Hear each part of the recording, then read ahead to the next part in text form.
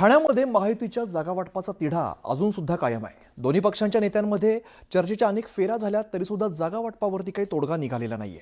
आणि अशामध्येच भाजप नेत्यांनी महायुती नाही तर स्वबळावरती अशी आक्रमक भूमिका घेतली आहे। तसंच ठाण्यामध्ये नमो भारत नमो ठाणेचे बॅनर सुद्धा झळकतायत। ठाण्यात महायुतीचं जागावाटप ठरेना, भाजपाकडून प्रचाराला सुरुवात। नमो भारत नमो ठाणेचे झळकले बॅनर, शिवसेनेवर दबाव टाकण्याची खेळी।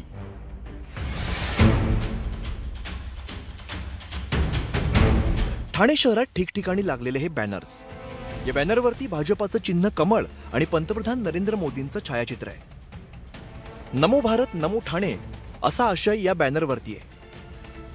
ठाण्यात शिवसेना आणि भाजप महायुती म्हणून निवडणूक लढवण्याची चर्चा आहे। मात्र युतीच्या जागावाटपाचं घोडं अडल्याने भाजपाने स्वतंत्रपणे प्रचार सुरू करत एक प्रकारे शिवसेनेला इशारा दिलाय। दरम्यान भाजपाच्या बॅनरवरून संजय राऊतांनी शिंदेच्या शिवसेनेला डिवचण्याची संधी साधून घेतली।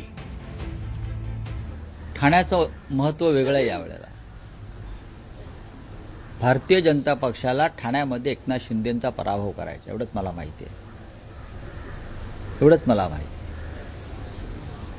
आणि त्या दृष्टीनं भारतीय जनता पक्षानं तयारी सुरू केलेली आहे। लोकसभा विधानसभा निवडणुकांमधले निकाल वेगळे होते, ती गणिते वेगळी होती। भारतीय जनता पक्ष आणि शिवसेना मनसे युती यांच्यामध्येच लढाई होईल, फाईट होईल। पंतप्रधान नरेंद्र मोदीजींच्या नेतृत्वामध्ये देशाचा विकास वेगानं सुरू आहे, त्यामुळं नरेंद्र मोदीजींबद्दल आम्हाला अभिमान आहे। नमो लावलं तर संजय राऊतांच्या पोटामध्ये दुखायचं काय आहे? तुम्ही काय उभाटा लावणार आहेत का? तुम्ही उभाटाचे बॅनर लावा, मतदान मागून घ्या। तुमच्या उभाटाच्या बॅनरवर किती मतं मिळतात हे बघा। 2017 मध्ये अखंड शिवसेनेचे 67 उमेदवार विजयी झाले होते। शिवसेनेने बहुमत मिळवलं होतं।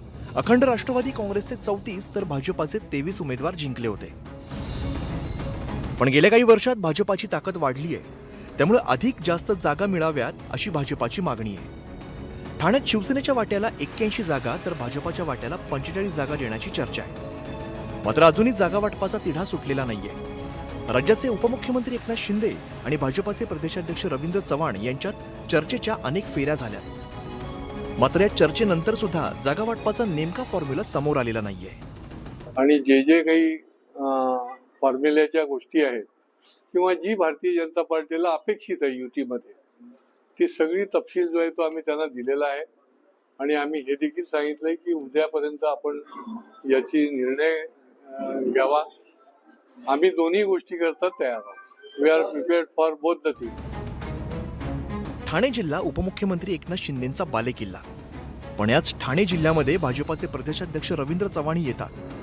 त्यामुळे ठाण्यातील जागा वाटपावरून दोन्ही पक्षात जोरदार रस्सीखेच सुरू आहे। अशातच जागा वाटपाचा तिढा सुटण्यापूर्वीच भाजपाने नमो भारत नमो ठाणेचे बॅनर्स लावत शिंदेच्या शिवसेनेवरती दबाव वाढवल्याची चर्चा आहे। Bureau report, news 18 Lokmat.